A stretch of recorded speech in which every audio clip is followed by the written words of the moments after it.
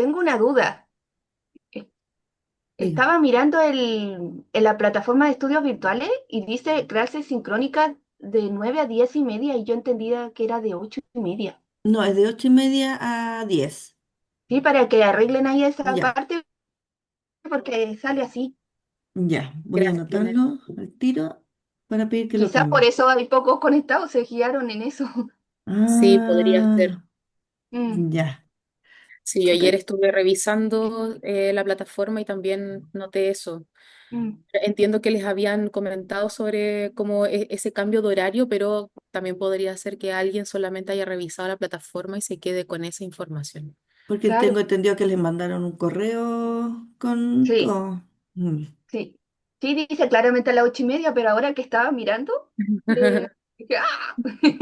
Pero vamos a reforzar eso, Sí, sí, yo le voy información. a informar Entonces, ahora. Gracias. Igual vamos a esperar entonces un ratito más. No sé qué te parece, Nicole. sí, no hay problema. Tú me avisas cuando Ya, comenzamos. ya voy a informar por mientras esto. Ujú.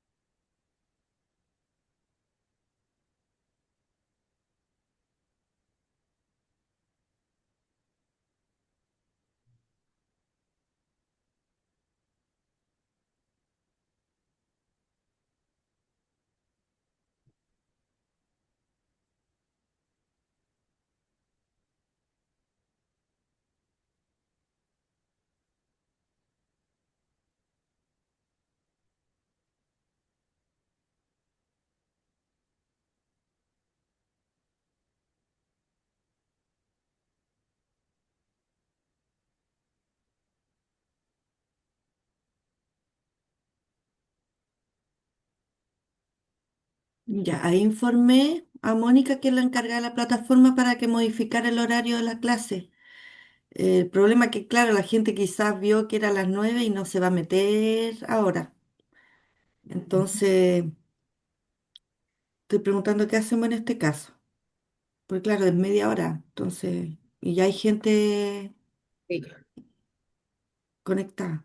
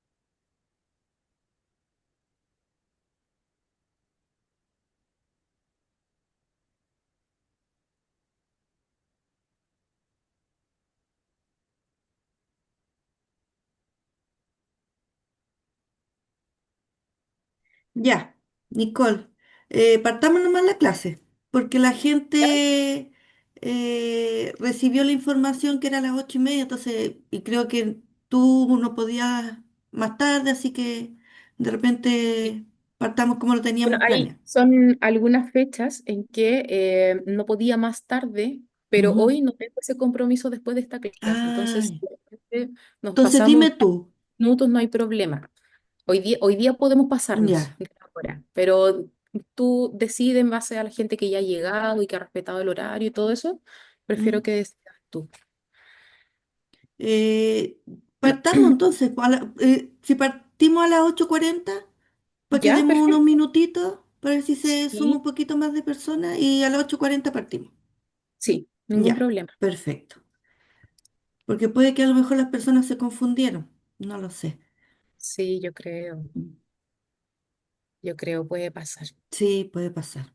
Pero ya en la plataforma ya modificaron el horario, así que ya para las próximas clases no va a haber problema. Esperar un minutito y vamos a comenzar con la clase.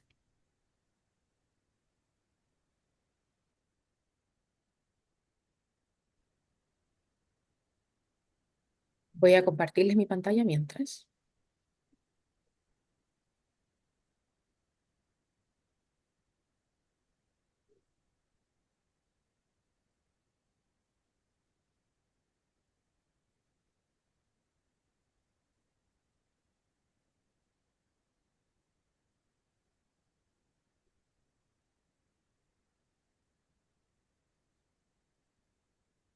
¿Me pueden confirmar si se ha compartido bien?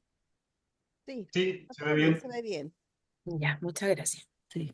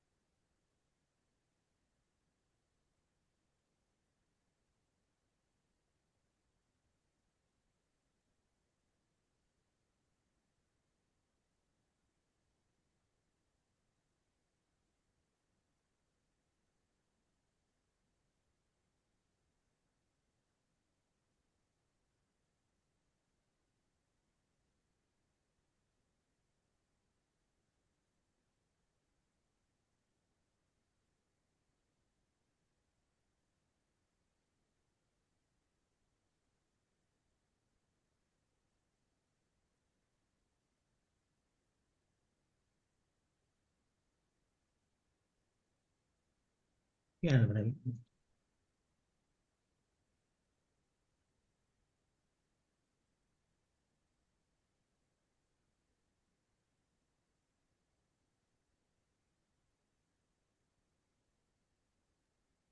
Ya. Buenos días. A mérito del tiempo y de las personas que están conectadas, vamos a empezar el curso de hoy día. Me presento, mi nombre es María José Castro, soy analista de la unidad de capacitación y anfitriona de este curso, que es Aspectos prácticos para la prevención del burnout y minimización de los efectos del estrés. Bueno, les cuento un poco por qué estamos acá. Esto es producto de una solicitud que hizo el Consejo Superior para realizar un proceso de nivelación de brechas de capacitación eh, para todas las cortes de apelaciones del país. Entonces se llegó a la selección de un total de 5 cursos, los cuales se fueron eligiendo a través de formularios en una inscripción a través de nuestra plataforma de estudios virtuales. Ese es más o menos el contexto de por qué están estos cursos para que sean realizados. Ya se hizo una versión el año pasado y esta es la segunda versión. Bueno, la fecha de realización de este curso es desde el 22 de mayo hasta el 23 de junio. El horario de la actividad de las clases sincrónicas, que son cuatro, que son estas, es de 8:30 a 10 de la mañana.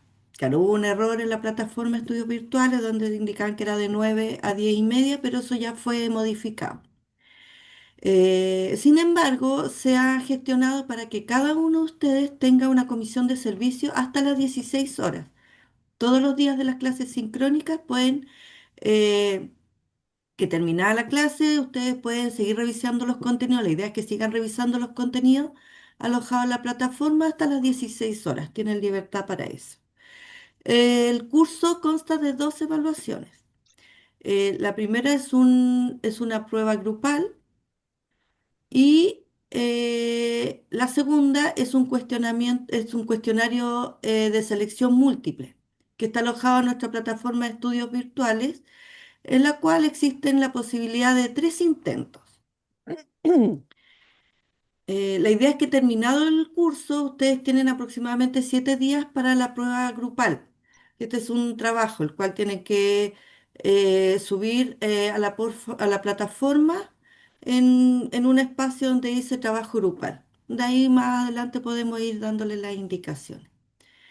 Eh, Cada módulo que ustedes realicen consta de preguntas para ir revisando y reforzar los contenidos aprendidos.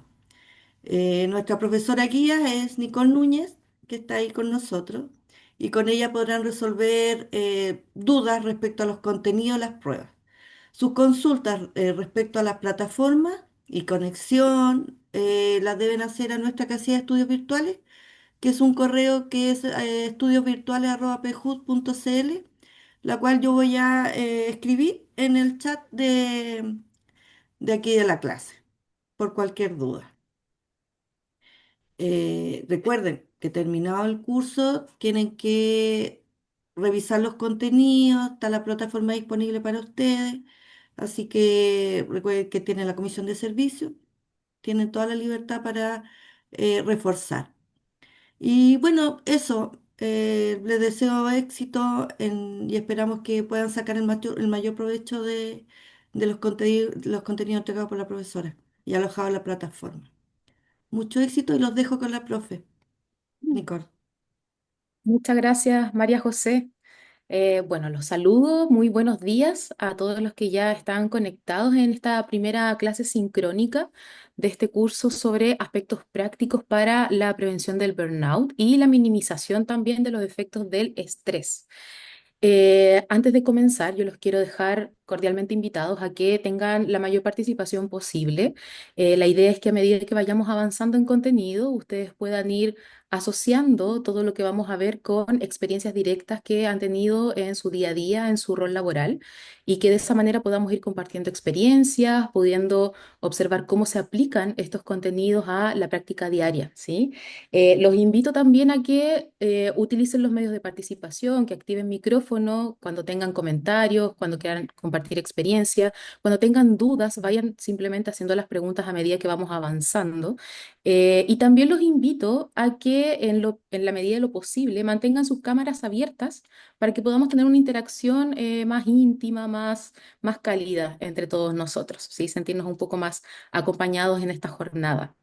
Em, Bien, en este curso tenemos como principal objetivo, ¿cierto?, poder gestionar los efectos de la sintomatología del síndrome de burnout y el estrés en torno a la identificación de esta sintomatología, ¿sí?, para poder minimizarla de alguna manera y poder contribuir a la eficiencia en el trabajo, pero también en la vida cotidiana.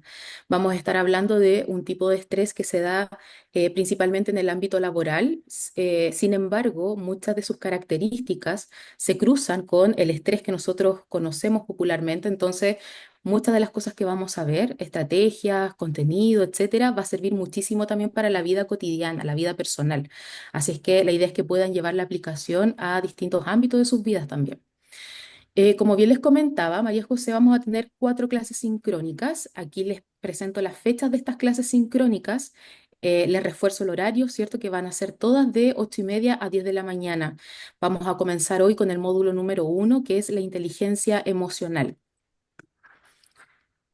También María José les había comentado ya aspectos relacionados con la metodología de este curso. Es importante que no solamente asistan a las clases sincrónicas, sino que también revisen la plataforma donde van a encontrar módulos de aprendizaje que son tremendamente interactivos, son módulos breves y que contienen de alguna manera la información más esencial o la idea fuerza de todo lo que vamos a ir viendo en las clases sincrónicas. Es más, una recomendación que utilizamos también en las versiones anteriores y que sirvió muchísimo es revisar primero este contenido del módulo en la plataforma, porque es muy breve, es muy interactivo, y una vez que realicemos la clase sincrónica que corresponde a ese módulo, ustedes puedan ya venir con preguntas, ya puedan venir con cierta introducción a lo que vamos a revisar. Es una sugerencia.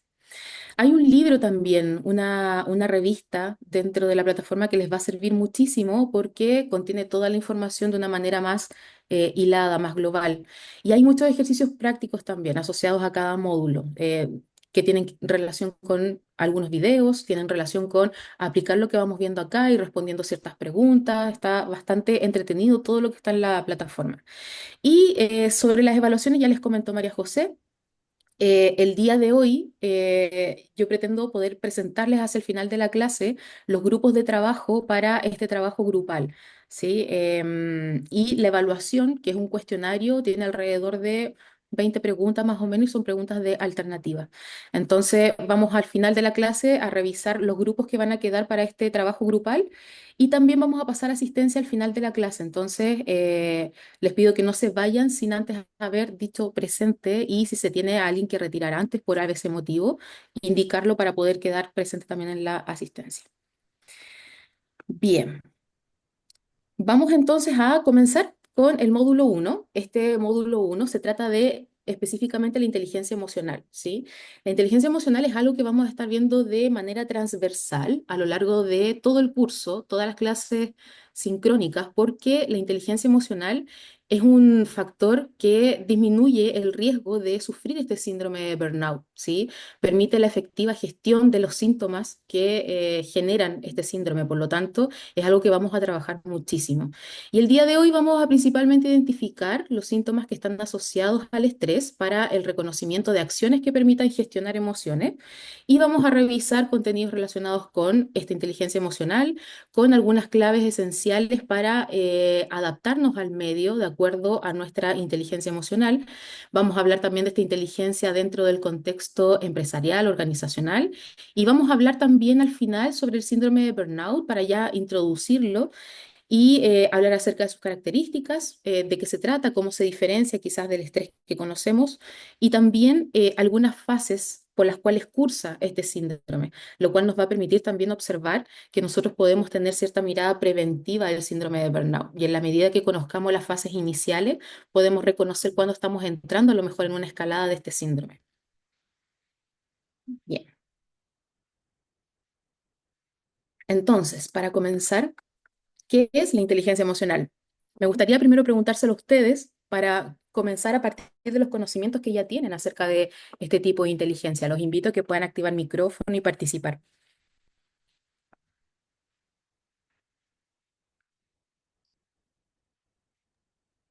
Hola Nicole. Hola Rafael, buenos días. La verdad es que no alcancé a revisar el contenido, pero voy a hacer caso a tu recomendación para las próximas clases de venir con el contenido más o menos avanzado. Pero me imagino que la inteligencia emocional será como la capacidad de cada persona de actuar ante determinadas situaciones o tener el conocimiento como para poder manejar sus emociones ante determinadas situaciones para evitar quizás situaciones de estrés o algo así. La verdad que no, eso me imagino. Ajá, sí, muy bien, está totalmente relacionado, tiene que ver con cierto tipo de conocimiento sobre mí, sobre mis emociones, ¿cierto? También sobre las emociones de los demás que me va a permitir tener cierto tipo de reacción a las situaciones que van ocurriendo en mi entorno.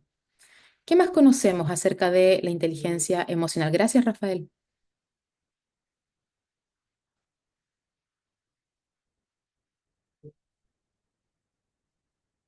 ¿Qué otra idea tenemos o alguna palabra que asociemos con este concepto?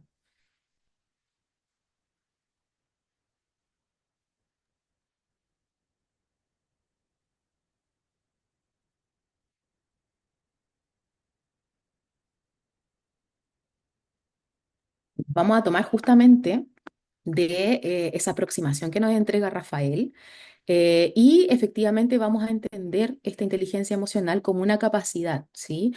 Una capacidad de poder reconocer, de comprender, de gestionar y de utilizar eficazmente nuestras emociones y también las emociones de otras personas. La inteligencia emocional pretende de alguna manera que nosotros podamos tener una alta capacidad de adaptarnos al medio. Y las personas somos más efectivas en poder adaptarnos al medio cuando tenemos este conocimiento acerca de nuestro mundo emocional y el mundo emocional de otras personas, cuando además de ello también vamos desarrollando habilidades sociales vinculadas a este conocimiento emocional que tenemos, cuando vamos desarrollando también aspectos como la empatía.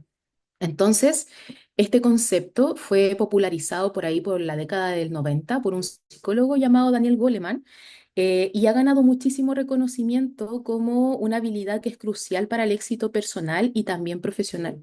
De hecho, algunos autores indican que alrededor del 80% del éxito en la vida está proporcionado por esta inteligencia emocional, más allá del cúmulo de conocimientos y carreras que pudiésemos tener, cursos, ¿cierto? Es principalmente la inteligencia emocional lo que genera esta capacidad de éxito en la vida. Y éxito entendido justamente como la capacidad de adaptarnos, ¿sí? Porque nosotros podríamos a lo mejor ser muy expertos en un área, ¿cierto? O en nuestro mismo trabajo, pero si no sabemos expresar nuestro conocimiento, llevarlo a la práctica, relacionarlo con las personas en nuestras interacciones, ¿cierto? Va a ser muy difícil sacar el mayor provecho a este conocimiento. Entonces, ahí está la inteligencia emocional apoyando esto. Entonces, esta inteligencia emocional es la capacidad de que podamos manejar nuestras propias emociones de una manera positiva para poder aliviar también el estrés, para poder comunicar de una manera que sea más efectiva, para empatizar con las personas, para superar desafíos y para desactivar conflictos también, ¿sí? Nos permite una adecuada gestión de los conflictos. Algunos datos interesantes acerca de la inteligencia emocional es que, por ejemplo, suele ser el predictor más fuerte del desempeño en el trabajo, ¿sí? Explica alrededor de un 58% del éxito en todos los campos laborales. Además de eso, también el 90% de los líderes de alto rendimiento tienen una inteligencia emocional bastante elevada. También la inteligencia emocional es una habilidad que se puede aprender y se puede mejorar con la práctica, ¿sí? Y esto es bastante importante en el sentido de que a veces reconocemos en nosotros, ¿cierto? Que a lo mejor no somos personas que hemos conectado tanto con nuestras emociones y nuestro mundo interno, ¿cierto? Sin embargo, desde la inteligencia emocional sabemos que es algo que podemos desarrollar a lo largo del tiempo. Por lo tanto, si alguien por ahí siente que le falta trabajo en su inteligencia emocional, está totalmente a tiempo de poder ir potenciando todos estos aspectos. Bien, esta inteligencia emocional, cabe señalar en relación al curso, ¿cierto? Que es clave en la prevención del síndrome de burnout y el manejo del estrés, ¿sí? Antes de seguir con el contenido, me gustaría preguntarles a ustedes si conocen lo que es el síndrome de burnout, porque es el tal de nuestro curso, ¿cierto?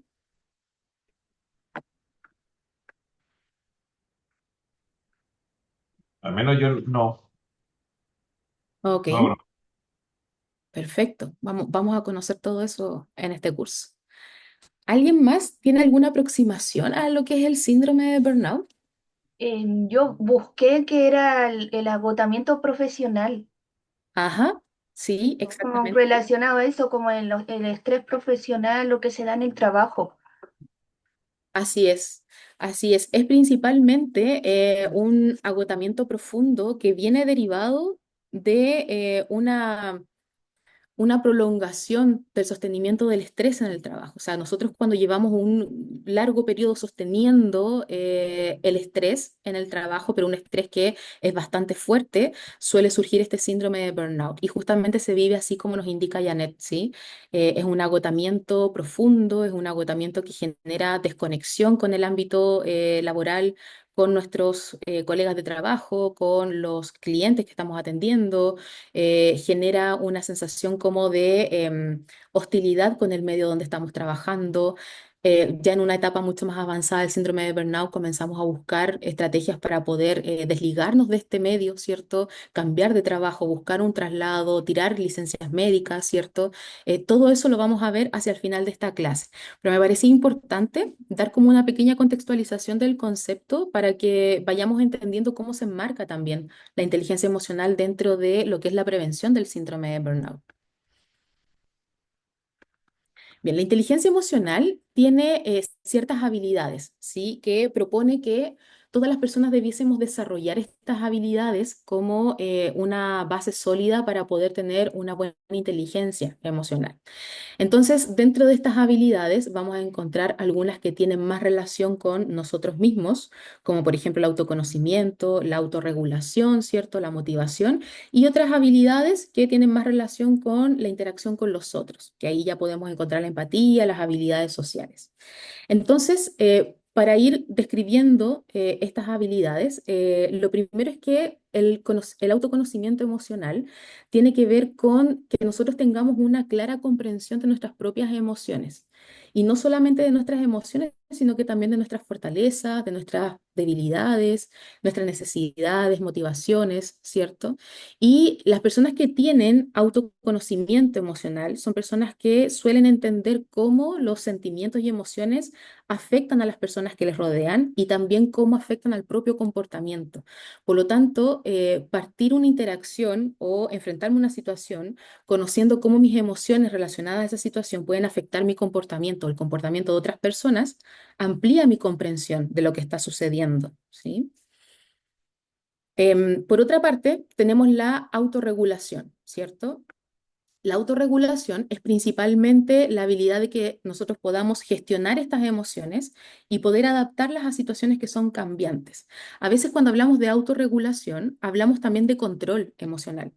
Y ahí siempre me gusta hacer un pequeño paréntesis porque cuando nosotros hablamos de control, muchas veces pensamos que algo similar al control podría ser como reprimir, ¿cierto? Reprimir las emociones, evitar las emociones, negar las emociones para que no surjan y de esa manera poder tener todo de alguna manera como controlado, ¿sí? Sin embargo, si en algún momento encontramos en la literatura que la autorregulación del control emocional se refiere principalmente a la gestión.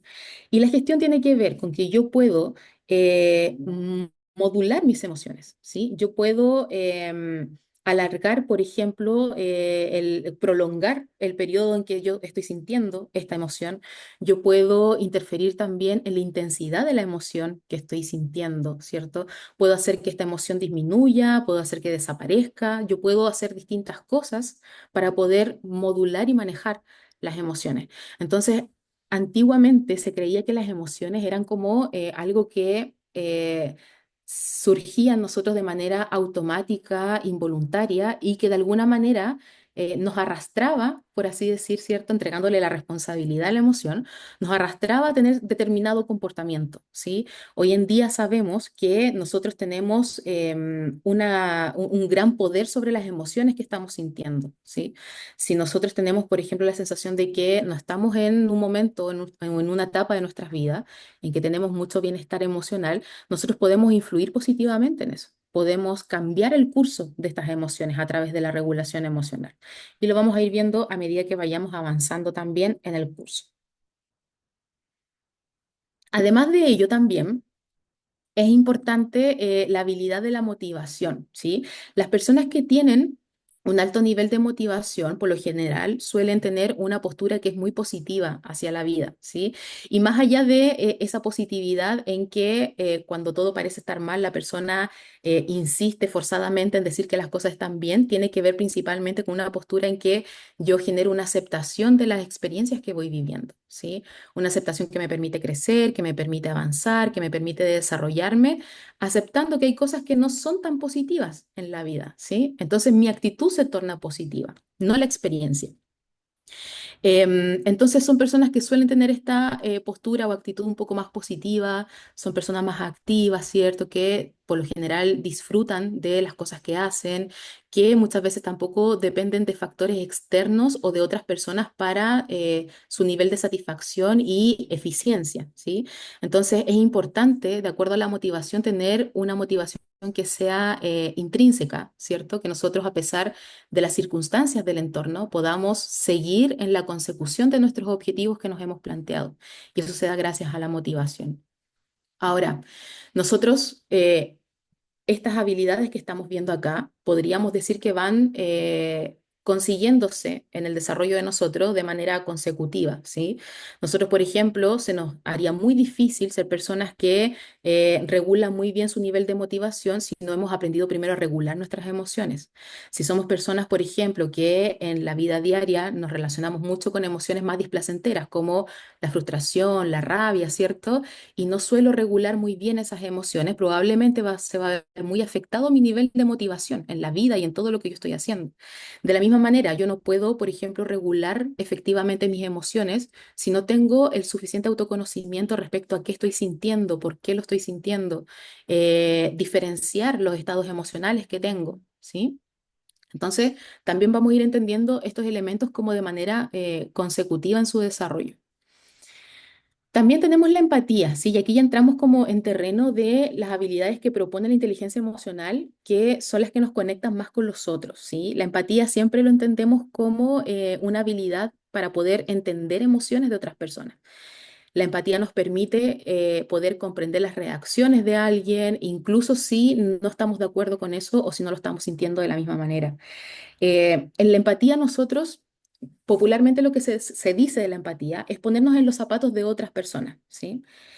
Pero esto también es importante considerarlo. A veces el ponernos en los zapatos de otras personas podría generar algunas dificultades emocionales para nosotros también.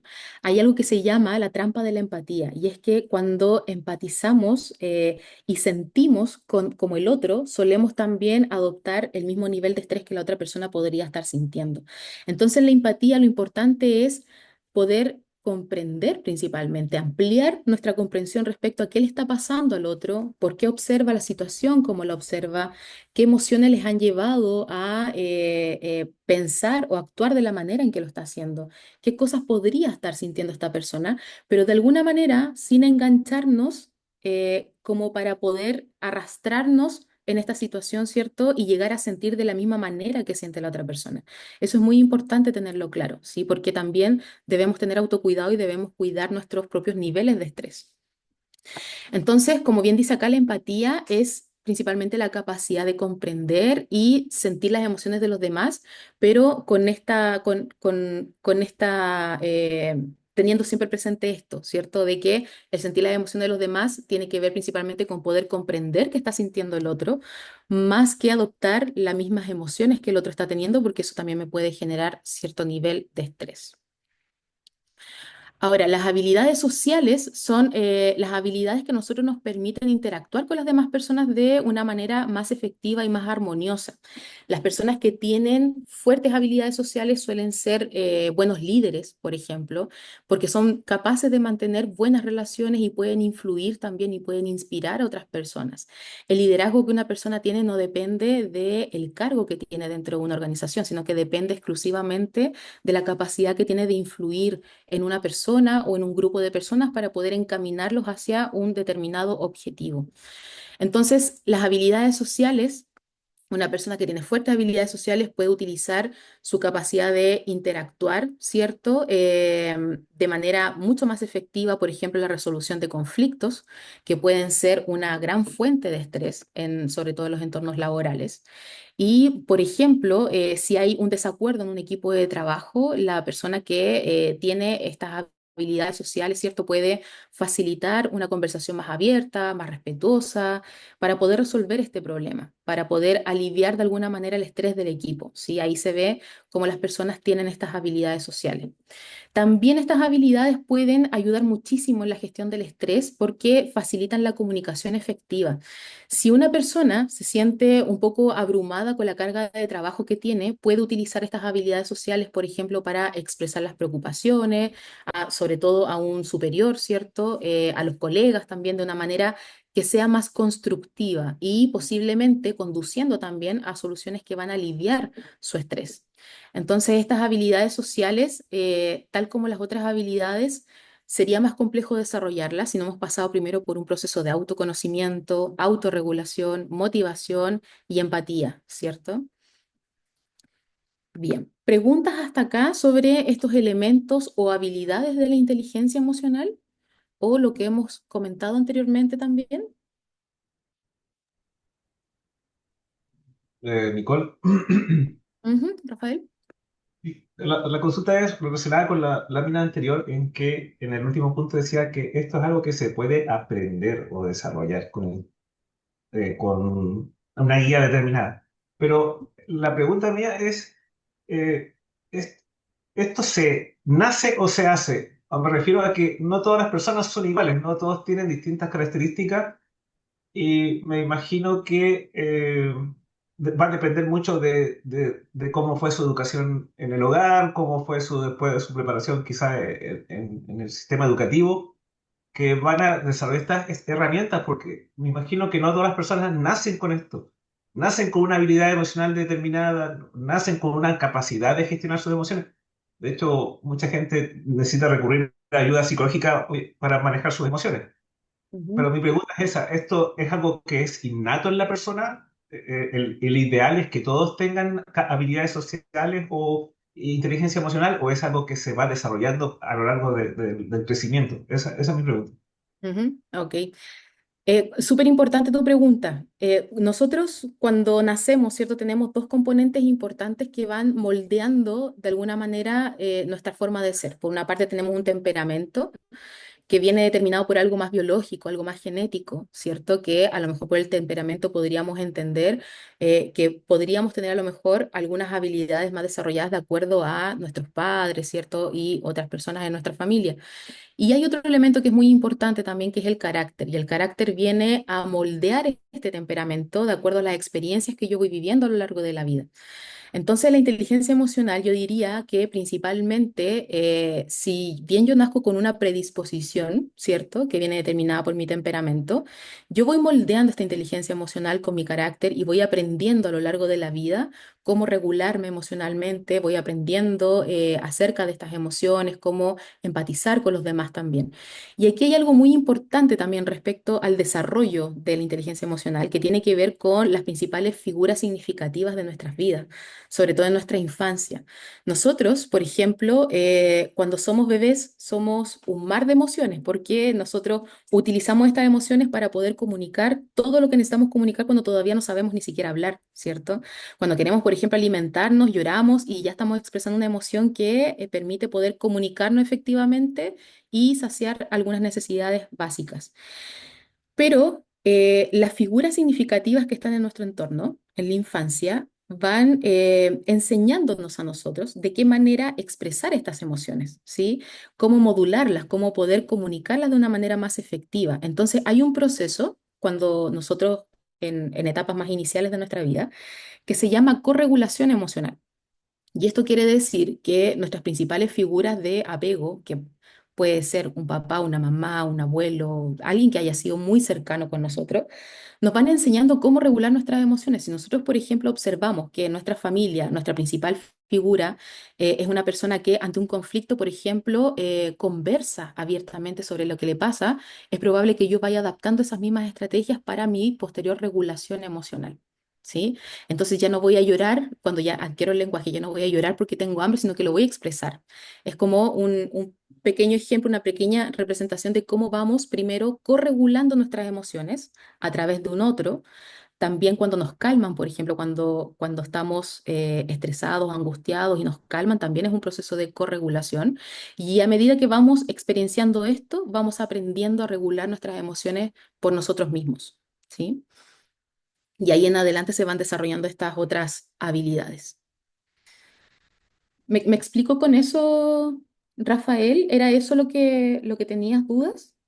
Es eso como en el origen de la habilidad, pero yo iba quizá un poco más adelante en el sentido de justamente lo que tú me contestaste respecto de la familia o de las personas significativas, claro, eso sí lo entiendo.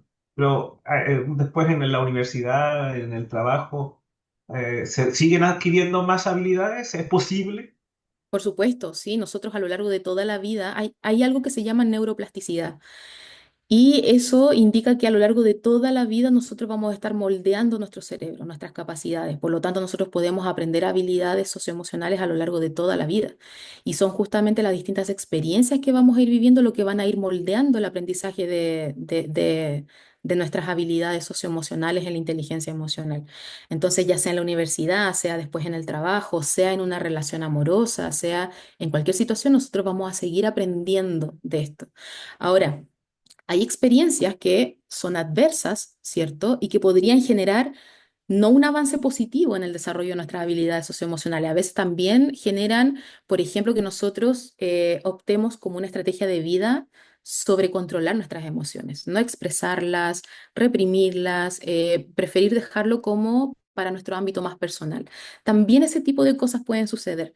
Entonces, a pesar de que a lo largo de toda la vida estamos moldeando nuestra inteligencia emocional, no siempre el desarrollo de ella puede ser positivo. También podemos considerar que van a haber experiencias que podrían generar que nosotros no las desarrollemos de manera adecuada. Pero para ello, comprender la importancia de la inteligencia emocional, ¿cierto? De esa manera sabemos que tenemos que ir trabajándola a lo largo de toda la vida. Sí, eso era mi consulta. Gracias. Ok, Rafael. ¿Alguien más tiene alguna pregunta hasta acá?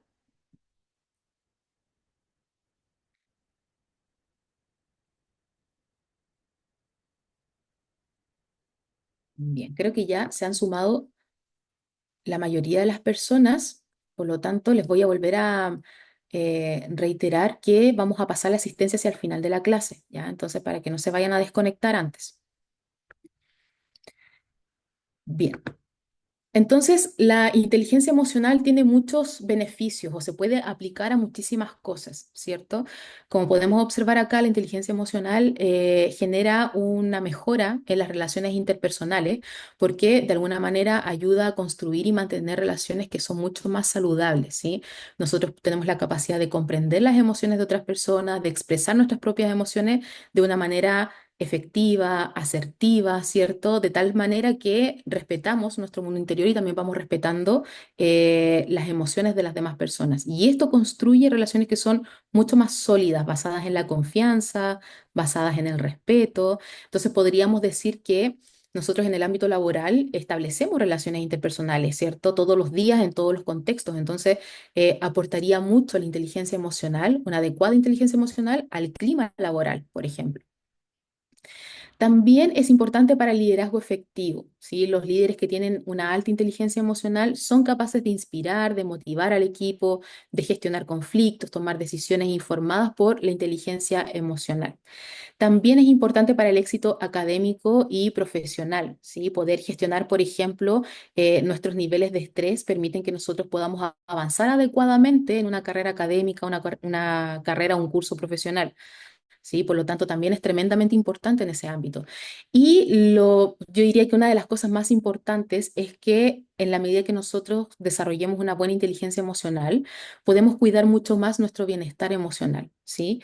Y el bienestar emocional es esa sensación, esa percepción subjetiva que tenemos sobre cómo estamos, cómo nos sentimos, ¿sí? Entonces favorece la salud mental, ¿cierto? Al permitir una gestión que es más efectiva de las emociones negativas y el desarrollo de estrategias para mantener un estado emocional equilibrado.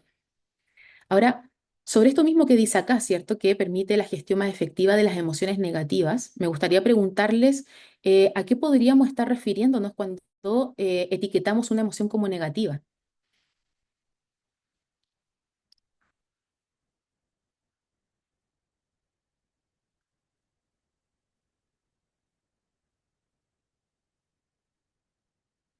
¿A qué nos podríamos referir con una emoción negativa?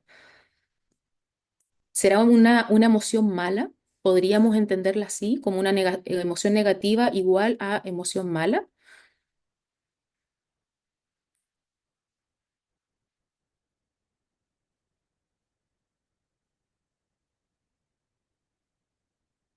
Adelante, ahí está levantando manito Gloria. O sea, es una emoción negativa como que nos afecta de mala forma, quizás, o que nos consume, no sé, tiempo, o nos genera malestar en definitiva. Por Genera ejemplo, malestar. cuando, claro, genera malestar. Por ejemplo, cuando de repente sentimos que tenemos sobrecarga laboral y lo llevamos a la casa y nos sentimos mal y nos sentimos estresados. Entonces, eso sería como una emoción negativa. Exacto, justamente como señala Gloria, ¿cierto? Es una emoción que genera la sensación de malestar emocional, pero no por eso debemos confundir emociones positivas con emociones buenas y emociones negativas con emociones malas, porque cuando creemos que es lo mismo, ¿cierto? En el fondo estamos tratando de evitar las cosas malas y propiciar las cosas buenas, como lo hacemos siempre en nuestras vidas, en todos los aspectos, ¿cierto? Entonces, ¿cómo podemos entender esto de que sean llamadas emociones negativas? Resulta que en el lenguaje científico sobre las emociones ocurre lo mismo que ocurre en la salud. Por ejemplo, cuando estuvimos en periodo de pandemia, recuerdan que teníamos que hacernos un examen que era el PCR, ¿cierto? Y este PCR daba de alguna manera un resultado que podía ser positivo o podía ser negativo, ¿cierto? Cuando indicaba el resultado que era positivo, ¿a qué se refería? Ah, que estabas contagiado. Exacto. Entonces, ¿era una buena noticia? ¿Era una noticia agradable por ser positiva? No, Ah, ¿cierto? Nadie quería que resultara positivo, ¿cierto? Entonces solemos confundir en el lenguaje común, ¿cierto? Que lo positivo es algo bueno. Sin embargo, en el lenguaje científico no significa que sea algo bueno, sino que significa que hay presencia de una variable. En el caso del resultado del PCR, ¿cierto? Indicaba que había presencia del virus, que esa era la variable. En el lenguaje de las emociones, cuando hablamos de emociones positivas, indica que hay presencia de una variable y esa es la variable bienestar, ¿sí? Entonces, emociones positivas son emociones que están en presencia de la variable bienestar y emociones negativas son emociones que están en ausencia de esta variable, ¿sí? En que no se presenta el bienestar. Por lo tanto, no confundirlas con que sean buenas o malas, porque ahí podríamos entrar, ¿cierto?, fácilmente en este patrón de comportamiento donde comenzamos a evitar las que son malas, ¿cierto? Y a propiciar malas que son buenas. Sin embargo, todas las emociones son funcionales, todas son adaptativas, todas las emociones a nosotros nos permiten tomar decisiones y tener un comportamiento determinado de acuerdo a la emoción que estamos sintiendo. Por lo tanto, todas las emociones son válidas y son necesarias en el sentido de que todas ellas nos entregan un mensaje de acuerdo a las necesidades que estamos teniendo en ese momento, ¿sí? ¿Se entiende? Muy enredada la explicación de emociones positivas, negativas, ¿no? Ok, bien. Entonces, otro punto importante de abordar el día de hoy son las claves esenciales de la inteligencia emocional como adaptación al medio, ¿sí? De acuerdo a lo que hemos visto, todas estas habilidades que hemos revisado nos permiten adaptarnos de manera más efectiva. Si yo, por ejemplo, tengo el autoconocimiento de que me siento muy frustrada en mi trabajo, tal vez eso me va a llevar a observar cómo lo estoy expresando, me va a llevar a autorregularlo de una manera distinta, a gestionarlo también, a tomar decisiones para poder a lo mejor elevar un estado emocional que sea más positivo, placentero, ¿cierto? Y eso también me va a llevar a contribuir a mi propia motivación, ¿cierto? A moverme por mis propios objetivos y poder buscar lo que es mejor para mí, ¿cierto? Eso habla mucho de mi motivación. A su vez, eso también me va a llevar a ser empática, ¿cierto? Porque de alguna manera, cuando yo comprendo que paso por emociones que son complejas, también comprendo que las demás personas pasan por los mismos procesos. Entonces voy generando más empatía con mi entorno. Y a raíz de eso también, y a raíz de la necesidad de aproximación con mi entorno, voy desarrollando mis habilidades sociales. Entonces, todo esto me va permitiendo a mí adaptarme de mejor manera al entorno. Ahora, los entornos que estamos viviendo hoy en día en las organizaciones son entornos tremendamente complejos, ¿sí? Y se les llama entornos VICA o también lo podemos encontrar como entorno VUCA por las siglas en inglés. ¿Alguien conoce este término de los entornos VICA o VUCA? ¿Sabe más o menos a qué nos referimos?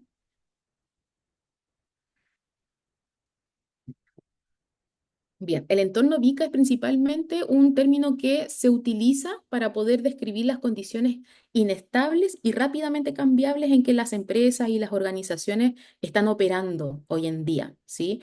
Ahí podemos ver distintas razones de por qué se originan este tipo de entornos, pero lo principal es que esta palabra VICA, ¿cierto? Es como un acrónimo donde cada letra significa una característica específica de este tipo de entorno. Entonces tenemos la V de volatilidad, ¿cierto? Y esta volatilidad se refiere a la velocidad y la intensidad del cambio en una organización, en un mercado, en una industria, ¿cierto?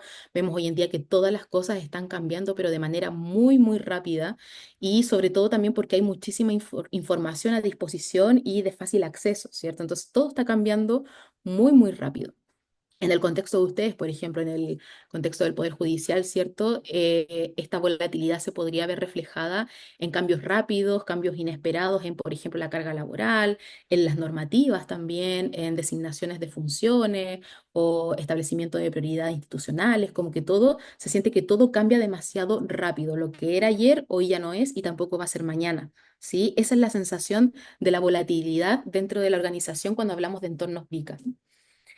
Ahora, la I, ¿cierto? Que es de incertidumbre, está referida principalmente a que se genera como una falta de predictibilidad o previsibilidad, ¿cierto? De lo que va a ocurrir más adelante. Hay como una falta de conciencia y de comprensión de los problemas y los eventos que podrían ocurrir, ¿sí? En el contexto de ustedes, por ejemplo, se podría ver reflejado en ciertas dificultades para poder anticipar qué va a ocurrir con las causas, con el personal, con las políticas internas también de la organización, ¿cierto? Todo eso va generando mucha incertidumbre, como el no saber hacia dónde vamos, ¿cierto? El tener estos periodos de que las cosas cambian muy rápido y no tengo mucha claridad de dónde va a desembarcar todo. La C, que es de complejidad, se refiere a una multiplicidad de fuerzas, a que hay una confusión de problemas, ¿sí? Que la dependencia de los factores es muy fuerte, ¿cierto? Distintos factores dentro de una misma organización y la dependencia o interdependencia entre ellos es demasiado fuerte. La claridad también que rodea a una organización tiene que ver con esta complejidad. Entonces, en este contexto, podría verse reflejado en la existencia de muchos factores que están interrelacionados, que podrían dificultar la toma de decisiones para ustedes, ¿cierto? O la ejecución eficiente también de las propias tareas, los propios objetivos laborales.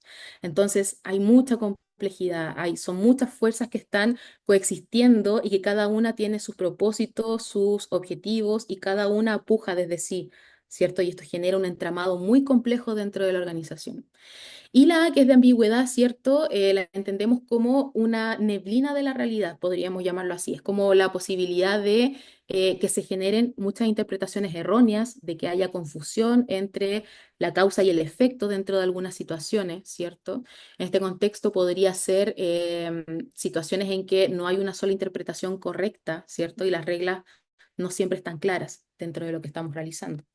Entonces, estos entornos se caracterizan por estas cuatro características, valga la redundancia, ¿cierto? La volatilidad, que tiene que ver con esta rapidez del cambio, con la incertidumbre, que tiene que ver con la falta de previsibilidad, con la complejidad, que tiene que ver con que hay muchas fuerzas, ¿cierto?, entramadas, y también con la ambigüedad, que tiene que ver con esto de que de repente hay como una especie de neblina respecto a la realidad. ¿Cuáles creen ustedes que podrían ser los orígenes de estos entornos que estamos viviendo hoy en día en las organizaciones? ¿Por qué se han tornado de esta manera?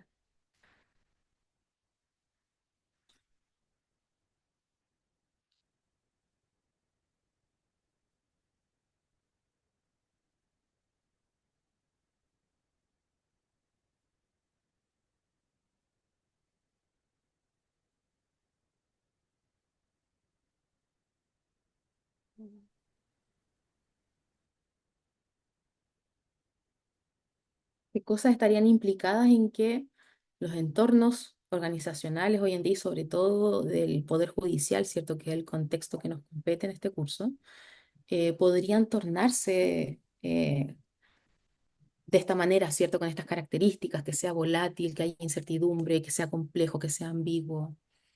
Creo que tiene que ver con la búsqueda de resultados a corto plazo, ¿Ya? de dar respuesta a los requerimientos de manera automática y rápida. ¿Ya? Sí, en realidad estamos como en una sociedad que ha evolucionado un poco a eso, como que todo lo queremos a corto plazo, más allá de la organización, viéndolo como algo cultural, algo social, observamos es esa característica en general, ¿cierto? Que hoy en día queremos como siempre gratificaciones inmediatas, que las metas se puedan conseguir rápidamente, ¿cierto? Tener como esta sensación de satisfacción en la consecución de muchas cosas al mismo tiempo, como que eso yo concuerdo contigo que podría estar permeando este tipo de entornos, ¿cierto? ¿Qué más se nos ocurre? ¿Qué más podría estar generando este tipo de entornos hoy en día? Yo creo que también tiene que ver con la adaptabilidad a los avances tecnológicos. Yo creo que los avances tecnológicos han sido una variable importante en el Poder Judicial, ya sea en la implementación de nuevos sistemas informáticos, la variación entre distintos sistemas de tribunales y por otro lado la implementación de posibles nuevas tecnologías que podrían implicar hasta un reemplazo de los funcionarios, por ejemplo, la implementación de la inteligencia artificial, que yo creo que es algo que genera cierta incertidumbre a futuro y que es un cambio muy rápido y que implicaría también una, eh, una educación o una formación profesional de la que nosotros no estamos capacitados. Ujú. Exacto, y eso genera también, Jeremy, ¿cierto? Que tengamos que, frente a esa necesidad, informarnos rápidamente, capacitarnos rápidamente. Y ahí en esa capacitación vamos comprendiendo e integrando nuevos conocimientos que generan nuevamente estos cambios rápidos, ¿cierto? Y a lo mejor lo que estamos aprendiendo hoy ya no es lo que vamos a necesitar la próxima semana. Y todo va Exacto. cambiando, sí, de manera muy constante, muy dinámica. Pero sí, también lo que señalas es cierto, también las tecnologías, la transformación digital, ¿cierto? Influye también en este tipo de entornos. Hoy en día, por ejemplo, hacemos mucho teletrabajo también. Y eso ha venido a cambiar muchas cosas dentro de los ambientes, ¿cierto? Hemos tenido que reorganizar nuestras funciones de acuerdo al contexto en el que estamos, ¿cierto? Lidiar también con ciertos factores de salud mental que genera ese tipo de trabajo también. Ujú. Bien, efectivamente entonces, transformación digital, aceleración tecnológica, la globalización también del conocimiento, los cambios sociopolíticos, ciertas crisis que vamos viviendo, como por ejemplo la pandemia, ¿cierto? Ciertas guerras que se van viviendo también. Todo eso va generando cambios en la manera en que se viven estos entornos y cada vez pareciera que se complejiza mucho más. Ahora, lo importante es que la inteligencia emocional, si nosotros comentábamos de que esta inteligencia emocional nos permite adaptarnos efectivamente al medio, al entorno, podría ser también un factor o una característica que nos ayude tremendamente a poder adaptarnos a un entorno VICA, ¿cierto? Entonces, hay algunas técnicas de la inteligencia emocional que nosotros podríamos aplicar para movernos dentro de este tipo de entornos, ¿sí? Tenemos, por ejemplo, el evitar sobre reaccionar. Nosotros tenemos que pensar que el cerebro humano, ¿cierto? Está de alguna manera diseñado para poder predecir amenazas, ¿sí? Es un cerebro que eso le ayudó muchísimo a poder evolucionar a lo largo de la historia, ¿cierto? El poder eh, prever ciertas amenazas, ¿cierto? Y poder cuidarse de ellas. Y de esta manera también responder automáticamente. Entonces nuestro cerebro está como un poquito seteado para eso. Y en un mundo que va avanzando muy rápido, como es el mundo de hoy en día, nosotros tendemos más a reaccionar muy rápido, ¿cierto? Entonces, esto por lo general nos mantiene también en una especie de piloto automático, donde de repente estamos realizando cosas en nuestro día a día casi que por inercia y no nos damos cuenta de qué ha pasado entre una cosa y otra. Cuando vamos manejando, por ejemplo, ¿cierto? Y salimos de la casa y no recordamos el camino, el trayecto, la persona que cruzó, el semáforo que cambió, o cuando estamos haciendo algo, enviando un correo, no nos damos cuenta todo lo que transcurrió entre que abrimos nuestro correo y apretamos el botón de enviar, ¿cierto? Hay muchas cosas que estamos haciendo en este estado llamado piloto automático. Y es necesario ser consciente de eso para poder desactivarlo, ¿sí? Entonces, tenemos que reconocer que entre un estímulo y la respuesta que yo doy a ese estímulo, el estímulo puede ser una situación, una actitud de una persona, una verbalización, ¿cierto? Entre ese estímulo y la respuesta siempre hay un espacio, ¿sí? Y en ese espacio reside nuestro poder de poder responder conscientemente ante una situación. Si yo me tomo el momento de poder analizar, de observar, de sentir y de luego tomar decisiones, voy a estar desactivando ese piloto automático que me genera esta sobrereacción ante las cosas que van ocurriendo, ¿sí? ¿Se han sentido ustedes en este piloto automático constantemente? Sí. Veo por ahí reacciones de que les hace mucho sentido. Bien, lo otro que es muy importante para poder navegar dentro de estos entornos VICA, ¿cierto? Es poder trabajar el autoconocimiento, que dijimos que es una de las primeras habilidades que se desarrolla en la inteligencia emocional.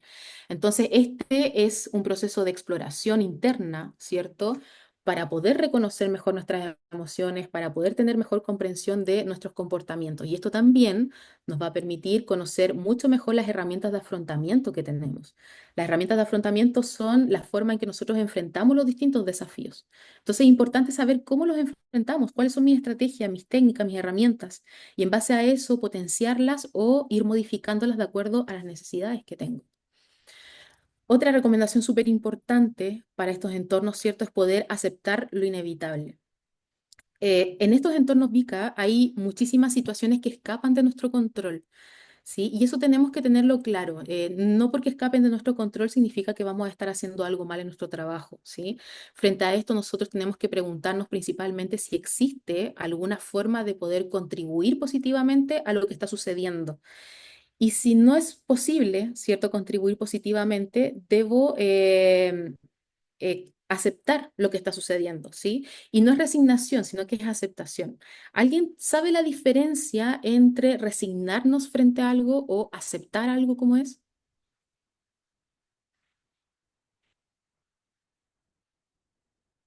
Porque muchas veces nos pasa eso, ¿cierto? Que cuando hablamos de aceptar algo, aceptar una experiencia, pensamos, entonces tengo que guardarme lo que a mí me pasa con esto y simplemente resignarme y agachar el moño y seguir adelante, ¿cierto? A veces es como esa la reflexión interna. ¿Cuál puede ser esa diferencia? Es lo que tú acabas de decir de como de echar el moño y seguir adelante. En cambio, aceptarlo es como recibir eso y trabajar en ello y asumirlo y trabajar en razón de eso. No solamente echar el moño y seguir de largo. Exactamente, como asumir la responsabilidad de que esta es la experiencia que me toca en este momento y la voy a abordar de tal manera, ¿sí? Como hacerme involucrarme, comprometerme con cómo voy a resolver esto, ¿cierto? Incluso si ese resolver implica aceptar la situación como es y solamente trabajar con lo que sí puedo trabajar. ¿Sí? Entonces, la aceptación es principalmente una actitud de nosotros, ¿sí? Que va a implicar reconocer esta realidad, pero sin emitir juicios negativos acerca de ella. Y esto es justamente lo que permite el crecimiento personal y laboral, ¿sí? Nos saca de este estado como de estancamiento, que eso es lo que pasa por lo general con la resignación, que es una actitud más bien como de derrota, ¿cierto? Que implica someternos a la situación con mucha frustración. Y eso sí va bloqueando el crecimiento personal y laboral. Ahora, también es muy importante para movernos dentro de este entorno VICA el trabajar en los tipos de inteligencia emocional, ¿sí? Hay dos tipos de inteligencia que son muy importantes acá. Uno es la inteligencia intrapersonal, que tiene que ver con el conocimiento de nosotros mismos, y la interpersonal, que tiene que ver con las relaciones que vamos estableciendo con nuestro entorno. Ambos tipos de inteligencia son complementarios, ¿sí? No es uno mejor que el otro o que tenga que desarrollar uno más que el otro, sino que ambos tienen que complementarse de alguna manera. Y dentro de la inteligencia intrapersonal, por ejemplo, encontramos la capacidad de poder identificar y gestionar las propias emociones, reconocer fortalezas, debilidades, em, la facilidad, por ejemplo, para establecer metas personales y motivarnos por ello, ¿cierto? Y la inteligencia interpersonal tiene que ver con la habilidad para poder comprender y relacionarnos con los otros, con las habilidades de comunicación efectiva, de resolución de conflictos, la facilidad también para poder trabajar en equipos y también poder tener un rol de liderazgo y de persuasión con las personas, ¿sí? Otro elemento importante para poder navegar en estos entornos es la empatía. Ya habíamos mencionado un poco acerca de la empatía, ya habíamos dicho que es principalmente comprender y compartir los sentimientos, emociones, pensamientos que otras personas están teniendo, ¿cierto? Y esta habilidad es fundamental porque nos va a permitir ponernos en el lugar de otras personas y ver situaciones desde su perspectiva, reconocer también y validar las emociones ajenas, pero sin juzgarlas, ¿cierto? Entendiendo que cada persona siente lo que siente de acuerdo a una experiencia interna, ¿cierto? Aquí es muy importante también considerar que cuando nosotros tenemos una emoción, esa emoción no depende de la situación que estamos viviendo, esa emoción depende del significado que nosotros le entregamos a la situación.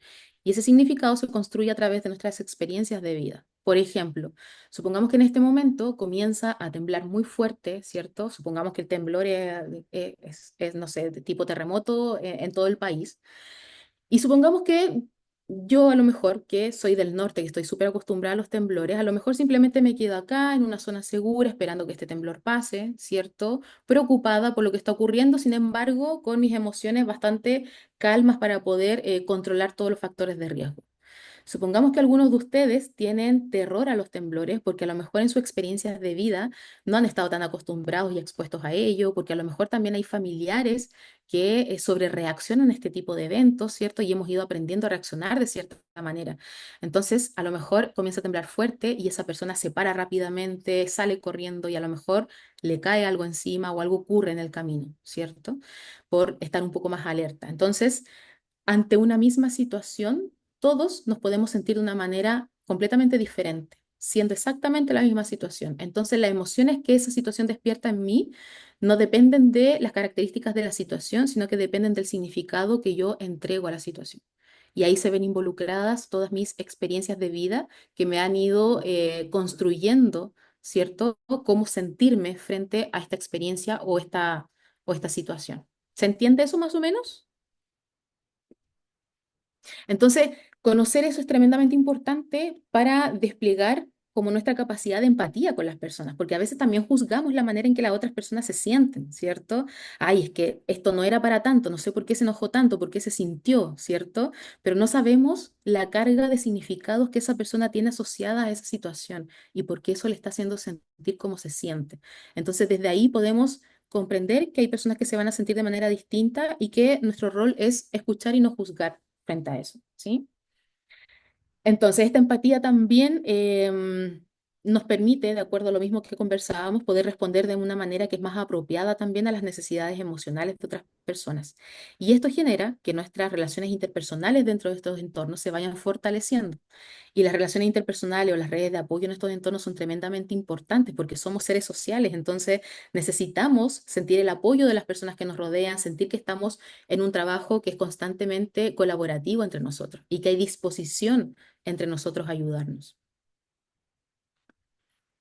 Bien, ¿qué más se les ocurre a ustedes que podrían utilizar como herramienta, estrategia para poder navegar en un entorno VICA?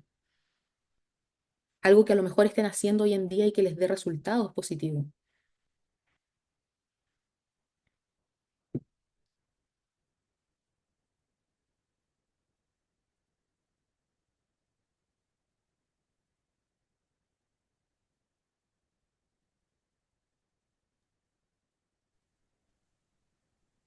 Nicole, ¿Sí? ya, lo que tú manifiestas, claro, es en el ámbito laboral, justamente es lo ideal, pero una cosa que también a veces funciona es las actividades extralaborales en que nos acercamos más a nuestros compañeros, que son un poco más cercanos, eso genera un poco más empatía, ¿no?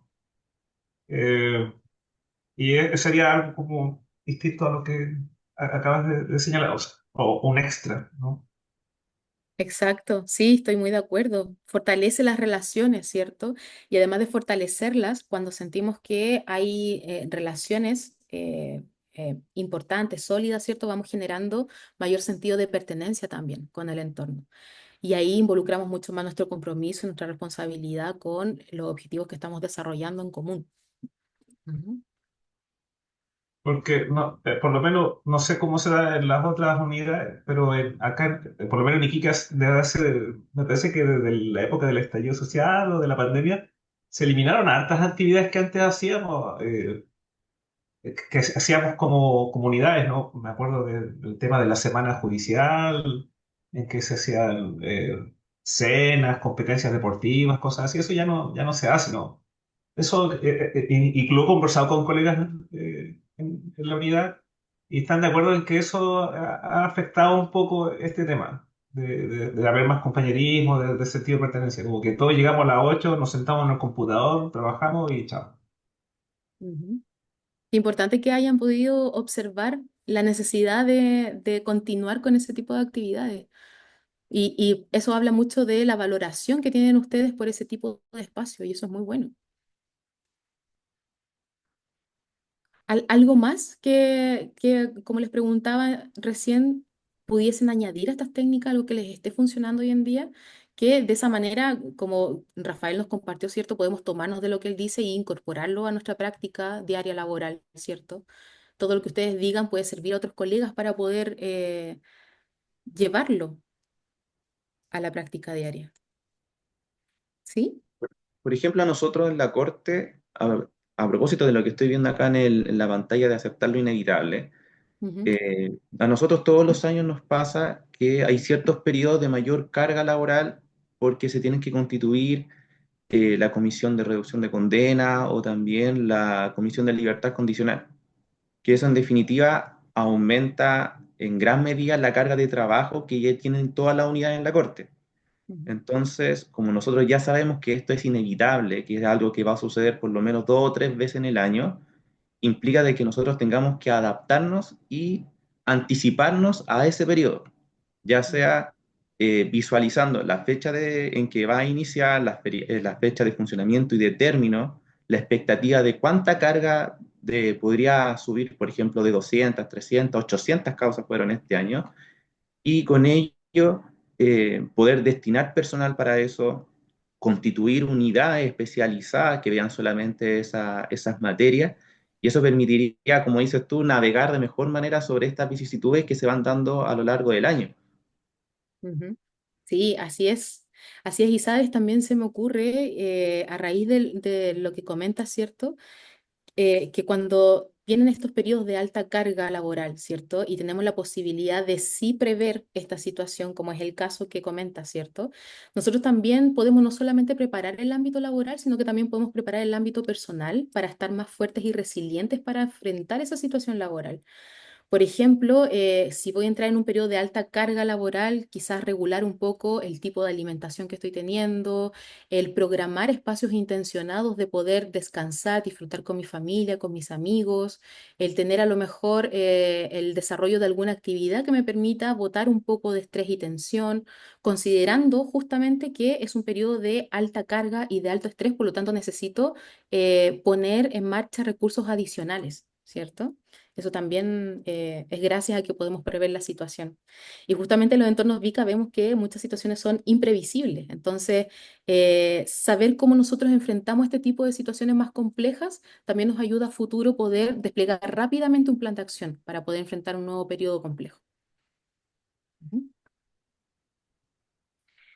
Bien, entonces, hemos hablado muchísimo sobre la inteligencia emocional, hemos hablado cómo lo hemos llevado al ámbito más íntimo también, ¿cierto? De cómo se desarrolla, por ejemplo, en todos nosotros el tema de las emociones, las habilidades sociales, pero es importante también llevarlo un poquito hacia el ámbito organizacional en el sentido de que esta inteligencia emocional determina de alguna manera la actitud con la que nosotros enfrentamos los desafíos laborales, ¿sí?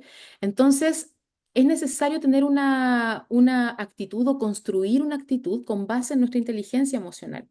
La actitud nosotros la entendemos principalmente como una disposición, una apertura o disposición mental y emocional que se tiene frente a una situación.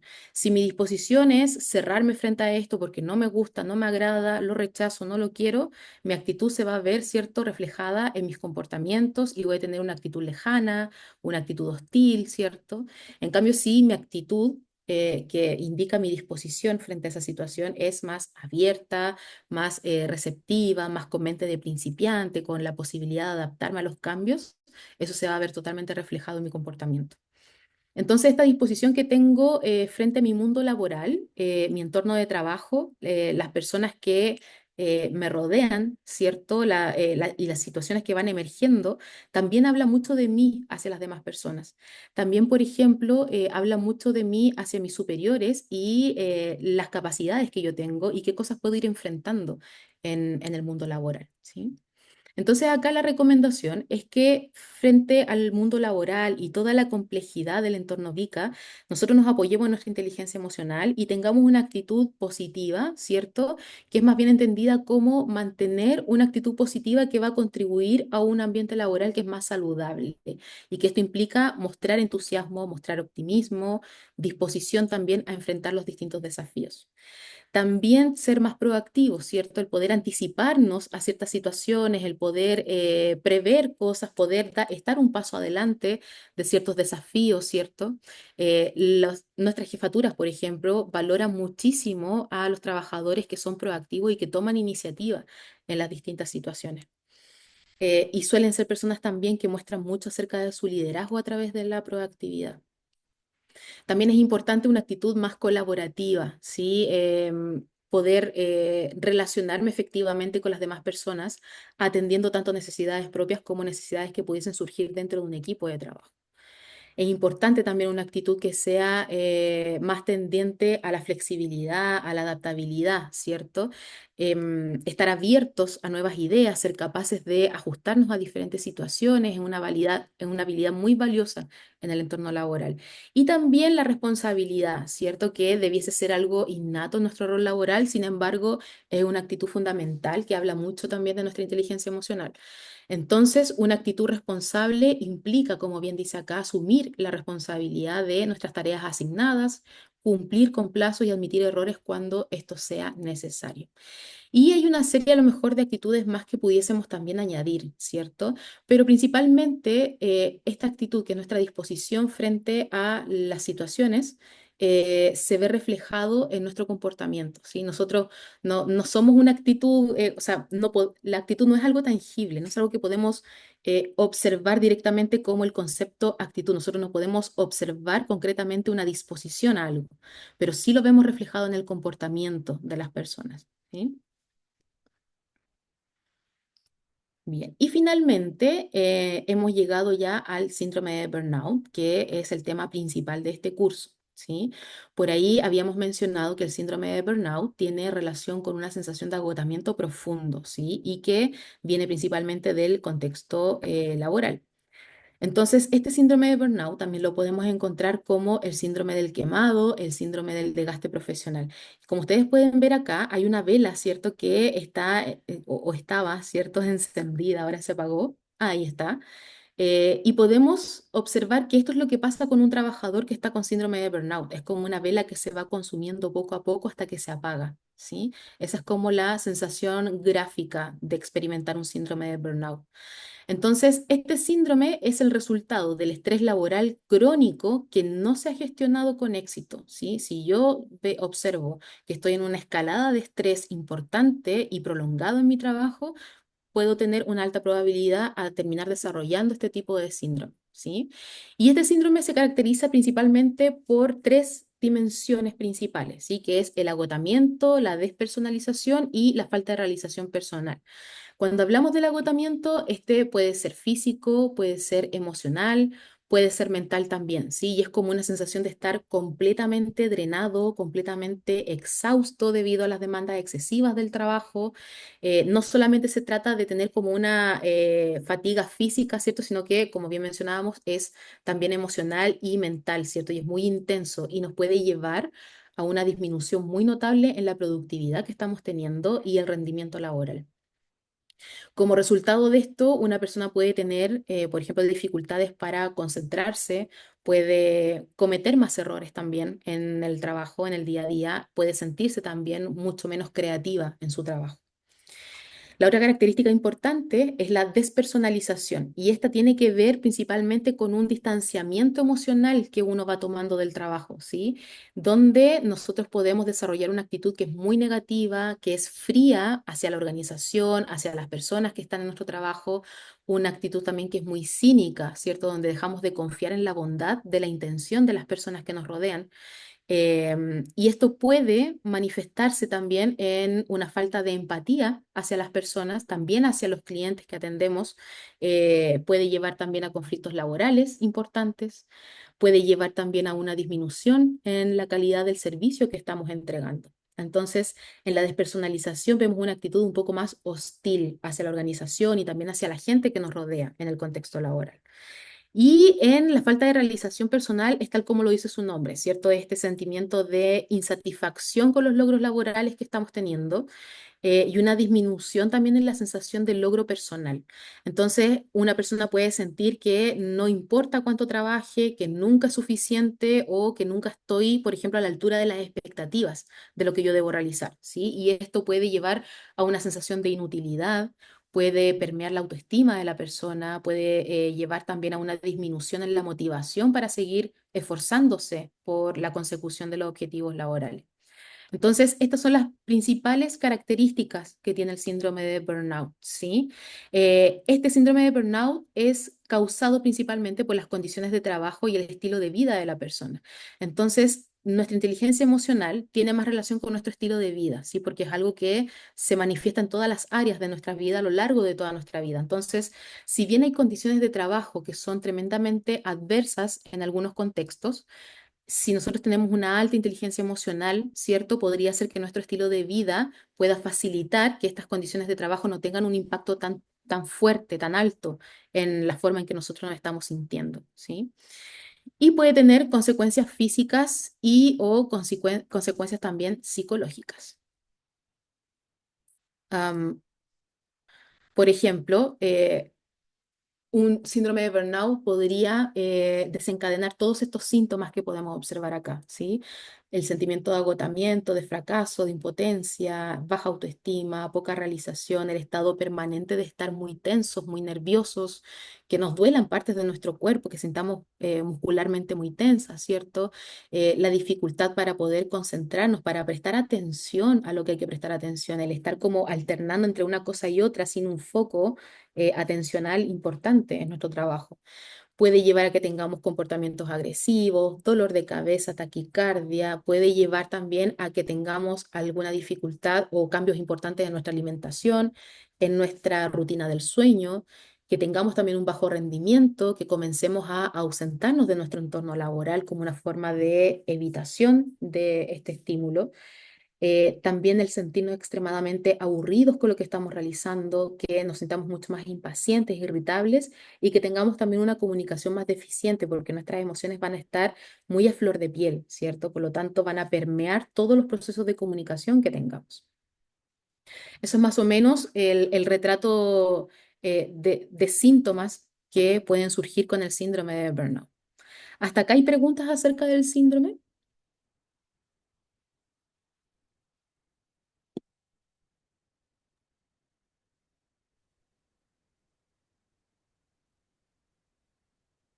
Perfecto. Entonces, hay factores que tenemos que considerar, especialmente cuando hablamos de este síndrome de burnout, ¿cierto? Respecto a las causas, es importante considerar que esto se origina en un entorno laboral y en unas condiciones de trabajo que son muy adversas, ¿cierto? Donde hay cargas de trabajo que son excesivas, donde hay poca autonomía, donde hay malas relaciones también con compañeros de trabajo, donde hay ausencia también de apoyo. Mencionábamos que una red de apoyo es tremendamente importante y la falta también de formación para desempeñar ciertas tareas también nos puede originar muchas dificultades en nuestras condiciones de trabajo. También es muy importante la organización cuando hablamos del síndrome de burnout. Cuando nosotros somos personas muy organizadas, muy bien planificadas, ¿cierto? Podemos prevenir que sintamos que el entorno se sale un poco de nuestro control, ¿cierto? Y eso aporta a que podamos prevenir esta escalada dentro del síndrome de burnout. Entonces, a veces hay excesos de burocratización, ¿cierto? Hay falta de tiempo, también el no contemplar las sustituciones por bajas temporales, todo eso puede generar una desorganización importante y eso llevarnos a experienciar este síndrome. También es importante manejar las expectativas interpersonales, ¿cierto? Nosotros siempre tenemos ciertas expectativas que a veces pudiesen ser muy altas y que no se cumplen. También expectativas asociadas a nuestro propio rendimiento, ¿sí? Cuando nuestras expectativas escapan un poco al objetivo, a lo real, ¿cierto? Nosotros pudiésemos entrar en un estado de mucha frustración. Y también las características personales son importantes, pero no son determinantes para poder para tener este síndrome. como bien dice acá, no hay un perfil exacto acerca de la persona que podría desarrollar un síndrome de burnout, ¿sí? Sí es importante considerar que hay mayor vulnerabilidad a poder tener este síndrome cuando hay personas que son más conformistas, inseguras y dependientes, porque son personas que tienden a sufrir más depresión y ansiedad. Y cuando yo sufro este tipo de cuadros, ¿cierto? Puedo ser más propenso a sufrir este síndrome. Y también son más propensas las personas con una baja autoestima y demasiado perfeccionistas, porque solemos querer controlar todo cuando somos perfeccionistas, ¿cierto? Y a veces eso hace que las expectativas no calcen con la realidad y ahí se genera esta frustración que es importante. Ahora, este síndrome de burnout eh, cursa en algunas fases, ¿sí? Son fases que parten desde como una iniciación en este síndrome, una pequeña entrada a este síndrome, hasta la última que ya es estar totalmente quemado. Entonces, tenemos una primera fase que es la fase del entusiasmo. Y lo que ocurre acá es que la persona está muy motivada, ¿sí? Es una persona que está con altas expectativas acerca de su trabajo, acerca del desempeño que puede desarrollar y son por lo general como ideas o expectativas que están muy idealizadas acerca del trabajo, sobre todo si es un trabajo nuevo, ¿sí? Hay una fuerte conexión también emocional con la labor que estamos desempeñando, hay un deseo de superación, voluntad de dar mucho más de lo que se nos está pidiendo. Y esto nos puede llevar, ¿cierto?, a que nosotros podamos invertir una gran cantidad de tiempo, energía y compromiso emocional en nuestro trabajo. Y a veces incluso dejando de lado el propio autocuidado, la propia prevención del estrés. Entonces, luego de esto, si no hemos resuelto esta fase y no hemos regulado este entusiasmo muy idealista, podríamos entrar en una fase de estancamiento. Y en esta fase de estancamiento aparece una especie de disonancia entre las expectativas que han sido idealizadas y la realidad del entorno laboral. Acá yo ya me empiezo a dar cuenta de que hay algo que no es simétrico, hay algo que no está bien, ¿cierto? Estoy dando demasiado y estoy recibiendo muy poco, me estoy sintiendo muy poco satisfecho en mi trabajo. Entonces acá se empiezan a experimentar distintos desafíos, ¿sí? Como, por ejemplo, cuando hay mucha burocracia, cuando hay limitaciones estructurales, cuando hay falta de apoyo y recursos, yo ya comienzo a ver estos desafíos, ¿cierto? En cambio, en una etapa de entusiasmo es todo más idealizado y me cuesta ver esos desafíos que hay a diario. También acá pueden comenzar los primeros como signos de fatiga, ya sea física, emocional, y puede disminuir muchísimo la motivación y el compromiso empieza también a decantar con la organización. Luego de esta fase, entramos en una fase ya directamente de frustración, ¿cierto? Que es como la emoción predominante dentro de esta etapa y sentimos de alguna manera que nada cambia. Por más que lo intentemos, por más voluntad y esfuerzo que pongamos, nada cambia respecto a mi desempeño y la estructura de la organización. Entonces acá comienza a aumentar la irritabilidad, el cinismo en algunos casos, ¿cierto? Comienza como esta sensación un poquito como de despersonalización que conversábamos anteriormente. Y aquí se incrementa también una especie de autocuestionamiento, ¿sí? La sensación de que estamos fallando a lo mejor como trabajadores, como profesionales y comenzamos a cuestionarnos también nuestra propia eficacia frente al trabajo. En esta fase de frustración, es importante mencionar que aún estamos a tiempo de poder salirnos de esta fase y volver a una fase de entusiasmo, siempre y cuando nosotros seamos conscientes y tengamos el conocimiento necesario de que hemos entrado en estas fases y qué es lo que nos está afectando y nos está aproximando a desarrollar esta escalada del síndrome de burnout. Si no lo tenemos claro, si no lo sabemos, vamos a sostenernos en esta fase de frustración y vamos a avanzar a las dos fases siguientes. Entonces luego tenemos una fase que es de apatía o de hiperactividad. Acá es como que hay dos caminos. O me vuelvo apático, ¿cierto? Y experimento completamente la despersonalización. Soy completamente hostil, no rechazo y no me agradan las interacciones en mi trabajo, ni con clientes, ni con superiores, ni con colegas, ¿cierto? O, por otra parte, puede ser también que yo desarrolle una extrema hiperactividad. Y eso quiere decir que yo continúo haciendo muchos esfuerzos por demostrar mi valía en el trabajo y desarrollo me llevo mucha carga laboral, por ejemplo, para poder demostrar que soy una persona eficiente en mi puesto de trabajo. Entonces, esta hiperactividad aumenta el agotamiento en la persona y la persona suele creer que con esto va a reafirmar el valor que tiene dentro de la organización. Sin embargo, la está conduciendo mucho más a una etapa de estar quemado, que es ya la fase 5, ¿sí? Y aquí ya se produce este colapso físico, mental, emocional. Hay una pérdida total de la energía, de la motivación, del sentido. El cuerpo puede entrar también en un estado de alerta o de bloqueo, ¿cierto? Pueden haber crisis de pánico, depresión, enfermedades somáticas. Aquí ya se vive el síndrome de burnout en su plenitud, ¿sí? Muchas veces también las personas en esta fase ya comienzan a pedir licencias médicas o renuncian a sus trabajos o solicitan traslados, ¿cierto? Y la recuperación suele ser larga, ¿sí? Ya no se trata solamente de tomar conciencia del estado en el que estoy y transitar a una fase de entusiasmo, sino que aquí ya se requiere especialistas que ayuden a la recuperación de la persona. Bien, dudas acerca de estas fases del síndrome de burnout que son, es parte del contenido esencial del curso. Nada. Ujú. ¿Alguien se ha identificado con estas fases que hemos visto? ¿O le ha servido para entender que a lo mejor estoy en una fase, por ejemplo, de estancamiento? Voy a ver qué puedo hacer para volver a una fase de entusiasmo.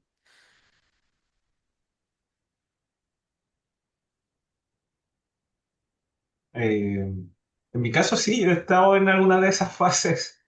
Y, pero claro, o sea, ahora que lo explicas, puedo reconocer este tema. Yo lo consideraba como algo no normal, pero era como parte del trabajo, ¿no? Ujú, Situación en que tú partes con mucho entusiasmo, todo, pero después me pasaba que yo no me daba cuenta, pero empezaba como a reclamar de algunas cosas y decía, pero ¿por qué se hace esto así si podríamos hacerlo de esta otra forma? Y eso me generaba un poco de frustración porque decía, "Pucha, esto, estoy haciendo doble trabajo". Y entonces, claro, ahora los puedo reconocer. Quizás estoy en una etapa de estancamiento, frustración. ujú. En que todavía Eh, es factible volver a como a reencantarte con tu claro, trabajo, siempre que puedas manejar como esos factores que te están llevando a esta etapa de frustración.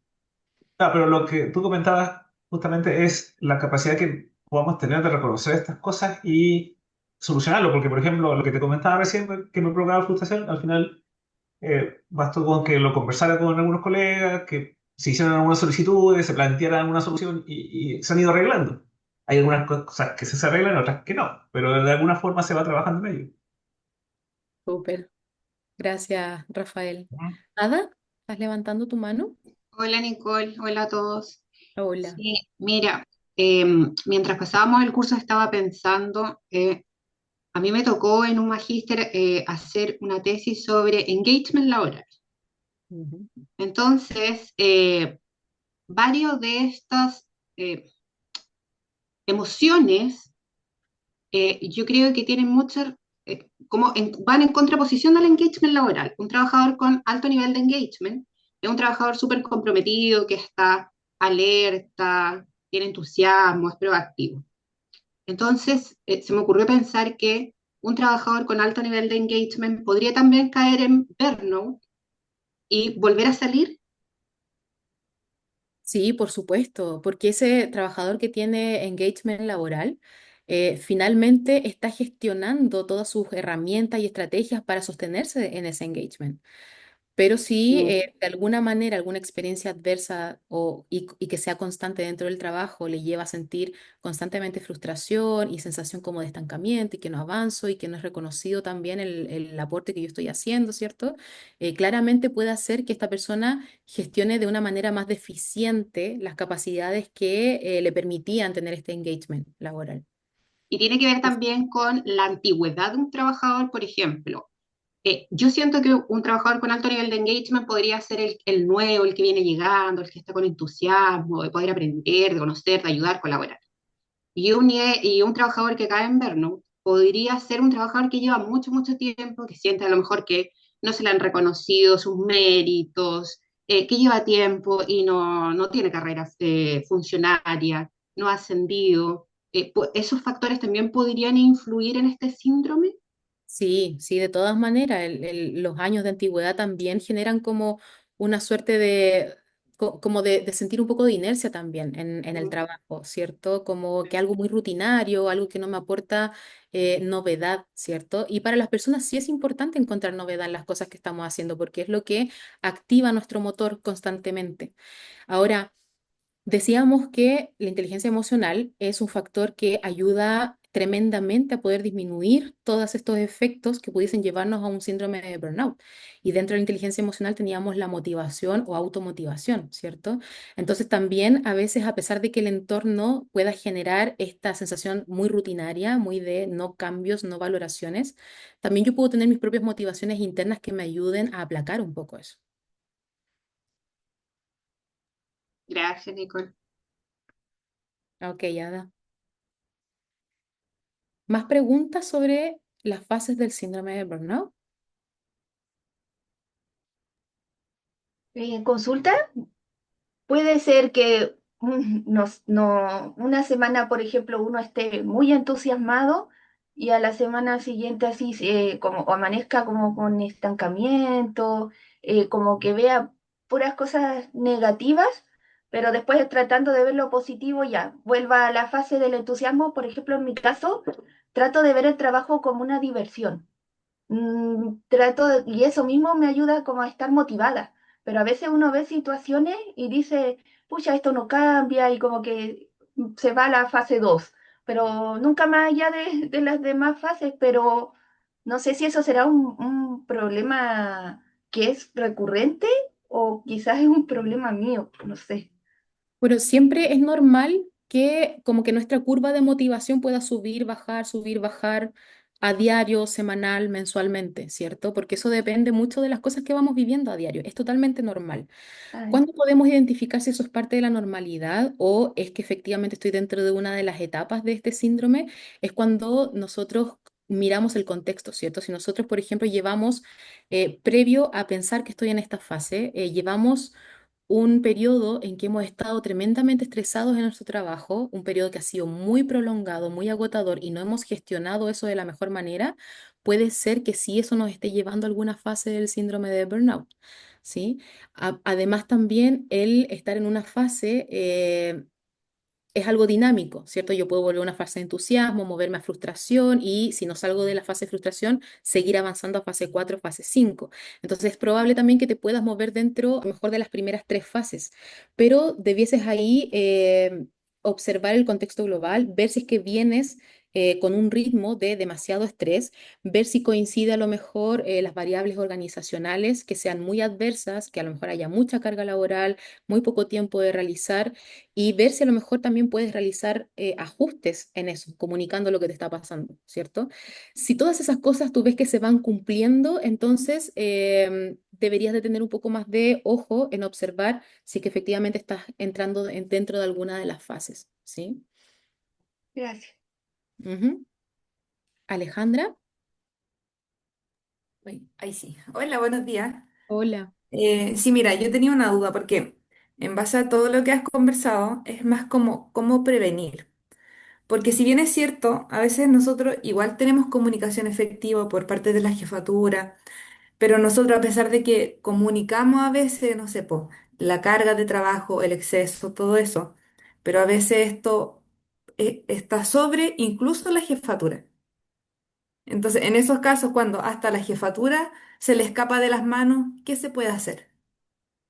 Ujú. Es Porque importante. al final, claro, están todos los funcionarios con exceso de trabajo. Las jefaturas, por otro lado, no nos pueden traer más personal, porque en realidad nosotros somos funcionarios públicos y dependemos de el ente fiscal. Entonces, si no hay fondos para traer reemplazo, no es mucho lo que se puede hacer, po.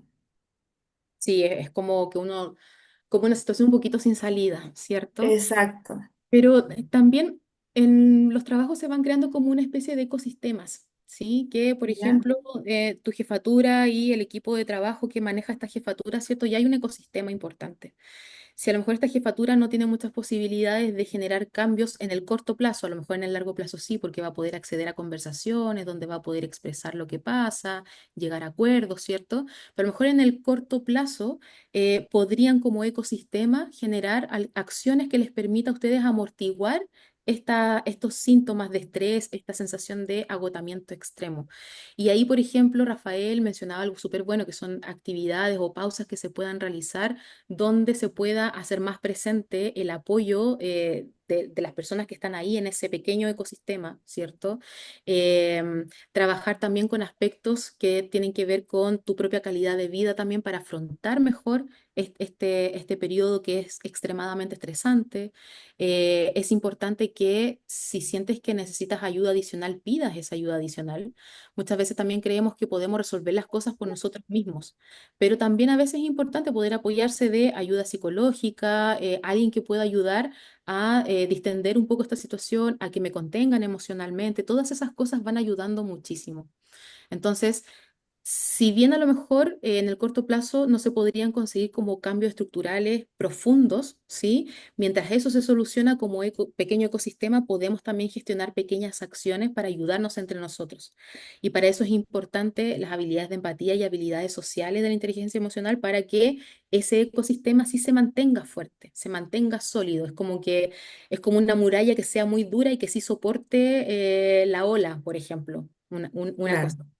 Ujú, Claro, es que lo comento porque, por ejemplo, en mi unidad de trabajo igual es complicado porque cuando se hacen actividades recreacionales, por ejemplo, ujú. la carga de trabajo sigue aumentando. O sea, mientras nosotros, no sé, hacen un desayuno, la bandeja de nosotros sigue creciendo. Ujú, ¿Cachai? Entonces al final, en media hora que uno va, no sé, a un desayuno, es media hora que te tienes que quedar después de tu horario laboral para seguir sacando todo lo pendiente que tienes durante el día, porque hay cosas que no pueden esperar.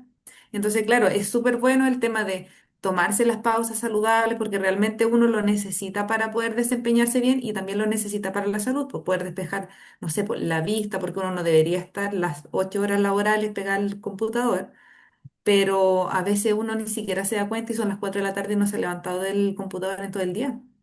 ujú. Y frente a ese tipo de situaciones, Alejandra, ¿qué estrategias has implementado tú para ti misma? Yo puse alarmas. Ayudarte a ti misma. Yo Mm, puse alarmas para tomarme las pausas activas porque, mira, a mí me pasó pues, en el verano que creo que llegué al punto de estar quemado. ujú, Sí, y fue como terrible porque, claro, uno es joven y me tomo de lo que dijo Ada, que no solamente a los funcionarios antiguos les pasa, también a los funcionarios nuevos, porque uno también se siente frustrado cuando ve que tiene mucha carga laboral porque la mayoría de la carga laboral la asumen las personas jóvenes. ujú, O sea, no es tampoco, digo que los funcionarios antiguos no lo tienen, porque hay muchos funcionarios que sí lo tienen, pero también es como ya llegaron los nuevos, ellos vienen con todo el ánimo, o sea, carguémoslo. ujú. No, Entonces, eso genera mucha frustración. sí, sí, no, es súper complejo lo que estás exponiendo. Y siempre cuando hay como momentos en que sentimos como que no hay salida, ¿cierto? Yo creo que es importante tomar decisiones, pequeñas decisiones que ayuden a generar cambios, a movilizar lo que hoy está así como súper instalado, movilizarlo desde pequeños cambios. Y para tomar estas decisiones, yo siempre invito a observar qué cosas están como en mi radio de control y qué cosas no. Y siempre por lo general invito a hacer como una lista, bastante como tarea escolar, pero que sirve muchísimo para tener claridad mental. Entonces los invito a hacer listas donde uno ponga qué cosas están bajo mi control, qué cosas no. Y voy haciendo esta lista hacia abajo. Sobre aquellas cosas que están bajo mi control, yo aplico todas mis habilidades de inteligencia emocional, ¿cierto? Y gestiono y realizo y pongo límites también, porque poner límites también es parte de mi inteligencia emocional, ¿sí? Y sobre aquella lista de cosas que no están bajo mi control, aplico aceptación, porque no hay nada más que hacer. Y si yo sigo insistiendo en un cambio en eso que no está bajo mi control, voy a aumentar mi estrés, mi agotamiento, voy a frustrarme rápidamente porque voy a tener una alta expectativa de generar cambios ahí en un terreno en el que no me es posible porque no está bajo mi responsabilidad. Entonces, cuando sentimos como que no hay salida, claridad mental primero de entender qué cosas sí están bajo mi control y solo trabajo bajo esa lista, lo que está bajo mi control. Finalmente, el trabajar bajo eso también va a aumentar mucho tu sentido de autoeficacia porque vas a sentir que sí tienes avances, porque finalmente estás trabajando en algo que sí puedes modificar, ¿sí? Y recuerda lo de poner límites también, que es tremendamente importante y es parte de la inteligencia emocional. Uno a veces también por destacar en el trabajo, por demostrar las habilidades que uno tiene, el compromiso que uno tiene con su trabajo, uno a veces destina muchísima energía y tiempo a cosas que a veces solamente nos están generando más estrés. Ok, muchas gracias. Ok, Alejandra. Bien, Gloria, y luego de Gloria vamos a pasar a la asistencia, ¿ya? Gloria. Sí, o sea, relacionado con todo lo que he escuchado, bueno, yo estuve en casi todas las fases del síndrome Bien, y sobre todo perfecto. y sobre todo relacionado con lo que decía recién Alejandra, que claro, que yo también soy como relativamente, o sea, ingresé al Poder Judicial hace súper, no sé, 4 años, también relativamente joven, y cuando uno entra, tiende a tener como este súper entusiasmo de querer hacerlo todo y demostrar como la valía y todo, y sobrecargarse. Yo me acuerdo que llegaba a trabajaba hasta las 11 de la noche en mi casa, porque era esa época en que había al menos en mi corte, una sobrecarga masiva, masiva, que ingresaban 300 400 escritos diarios, que había que bajarlo, etcétera. Y la corte donde yo trabajo es muy chiquitita, entonces éramos 3 proveedores que teníamos que sacar todo, etcétera. Mm. Y uno ingresa, claro, con este deseo de demostrar que vale, porque si no te vas a quedar sin trabajo y todo. Pero yo siento que ahí es necesario también esta capacidad de autoconocerse, autorregularse y lo importante que decías de aceptar lo inevitable, o sea, y de poner límites en el trabajo y de decir, o sea, esto es lo que yo puedo hacer y el límite humano. O sea, mi horario de trabajo es hasta las 4 de la tarde. Y eso no quiere decir como yo voy a caer en la mediocridad y voy a estar trabajar lo mínimo, no. O sea, yo de 8 a 4 trabajo, doy la vida a mi trabajo, saco todo, avanzo para el otro día, etcétera. Pero yo después de las 4 y todos tenemos vida, muchos de ustedes probablemente tengan hijos, entonces como que siento que a veces se nos olvida que el trabajo es una parte de nuestra vida, que es el medio que nos permite sustento como para realizar otras cosas también. Eh, a mí me encanta mi trabajo, también tengo otras aspiraciones relacionadas con el trabajo, pero es importante que no se nos olviden esas cosas, como ser buenos profesionales, pero que somos más que nuestro trabajo, porque si no vamos a terminar quemados, y se lo dice una persona que terminó así, y es súper complejo. Como salir de eso y que en verdad uno tiene temor. Yo siento que, o sea, al menos lo que a mí me pasó es que uno siente temor cuando, no sé, te toca tirar la licencia porque de verdad ya no hay más, que me van a echar, que no sé, que va a pasar esto, que lo otro, y después te das cuenta que nada cambió. Y que llegas a tu puesto de trabajo y que sigues trabajando y que aprendes a poner límites y que trabajas igual de bien, pero poniendo límites en tu horario de trabajo, en tu carga laboral y que tu sanidad mental lo agradece, tu familia lo agradece, tus relaciones interpersonales lo agradecen y que lo otro que es súper importante era lo que decía un colega antes, como de estos pequeños espacios que se dan con tus colegas que de repente son como ambientes de subsistencia.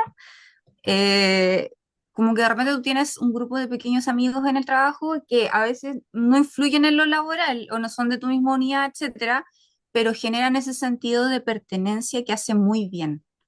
Ujú. Y es básicamente eso, o sea, es súper importante la autorregulación y poner límites y al imposible nadie está obligado, chiquillos, y en definitiva aceptar lo inevitable. Cuando son estas cargas estratosféricas, no les pueden exigir, o sea, a nadie les va a exigir, oye, si tienen 500 escritos, me los sacan hoy día. Es imposible, chiquillos. Entonces, como es muy importante la autorregulación y el poner límites al final del Y día. medir el costo de eso también a largo plazo, porque, Exactamente. por ejemplo, tú decías, esto no se trata de estar trabajando al mínimo, o sea, justamente estás haciendo lo contrario, estás evitando llegar a una etapa, por ejemplo, de apatía donde realmente vas a hacer el mínimo por el trabajo porque estás despersonalizada y no quieres involucrarte con tu trabajo ni con tus colegas, entonces estás previniendo llegar a ese estado. Y aseguras que en los momentos, en los horarios que sí tienes destinado para el trabajo, aseguras tu máxima productividad porque sí lo estás haciendo de manera motivada, porque tienes espacios de relajo, tienes espacios de descanso, tienes todo organizado de alguna manera, que veíamos que la organización es tremendamente importante también para la prevención del síndrome de burnout. Ujú. Bien, gracias, Gloria. Ok, entonces hemos llegado al final de la clase. Voy a pasar la asistencia para que no se me desconecte nadie todavía, ¿ya? Voy a ir nombrando y igual se repite, ¿ya? Me dicen presente, ausente. El año pasado lo hacía con pantallazo, pero a veces había nombres que no me aparecían. Entonces, Janet Hernández, Yo presente. Claudia Vega, Presente. Gloria Zambrano, Presente. Ada Monsalves, Presente. Romina Cid, Presente. Luis Salazar, Presente. Rafael Eduardo Villar, Acá estoy presente. Rosa Araya,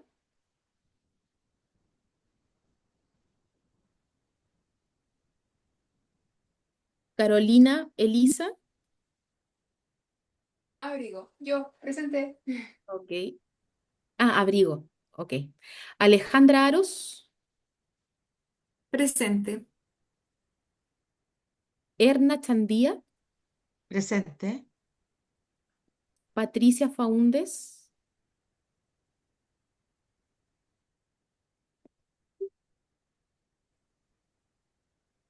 Elizabeth González, Presente. Nancy Lara, Presente. Cecilia Valencia, Perdón, Patricia Presente. Faunde está presente. Cecilia Valencia dijo presente, ¿cierto? Sí, presente. Ok. Y Patricia Faúndes es que el que Está, preguntó. está conectada, profesora, pero algo tiene en su audio, Ah, no pero no ha me... respondido. Sí. A ver. Sí. Gracias por mencionar. Bernardo Díaz, Presente. Lucía Cancino, Presente. Sandra Muñoz, Presente. Enrique Herrera, Enrique Herrera, Andrés Badilla, Presente. Jeremy Román. ¿Me Presente. escuchó? Ya. Patricia Faunde está conectada, solo que le cuesta un poquito activar su audio. Ya no hay problema, la puse presente. Tengo ausente Enrique Herrera, Rosa Araya. Perdón, profesora, la Patricia Faunde recién le mandé un chat y me dice que no puede conectar el audio, pero le va a mandar un chat. Sí, ya la puse presente. Ah, ya, ok. Ok, con eso está bien entonces. Bien, ¿alguna pregunta que haya quedado en el tintero? ¿Algún comentario de esta primera clase? ¿Alguna duda?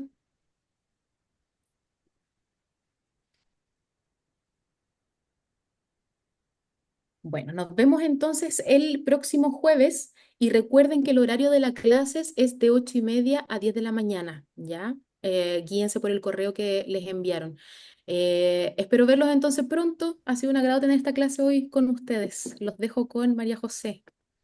Ya pues, Gracias. Gracias. gracias, que Vamos. estén todos bien, nos vemos el próximo jueves. Listo. Gracias, Nicole, Gracias. por pasarte. Gracias. Hasta el Chao. jueves, colegas. Hasta luego, gracias. Adiós.